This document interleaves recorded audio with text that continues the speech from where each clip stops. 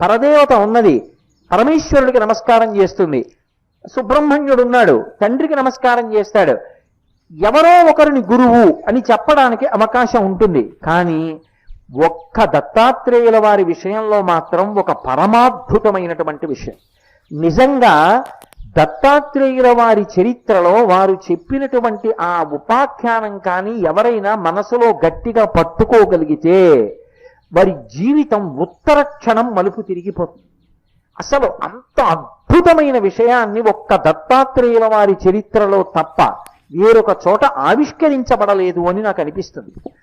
ఒకప్పుడు వారు అవధూత సంప్రదాయంలో నేల మీద దిగంబరుడై పడున్నారు. ఆయన ఒక అరణ్యంలో నేల మీద పడుకుని ఉన్నారు. అంటే దత్తాత్రేయుల వారిగా ఏదో 3 ముఖాలతోటి 6 చేతులతోటి అలాగని కాదు. ఎందుకంటే అది తత్తతః రూపం ఉన్నప్పుడు మాలాం కుండీం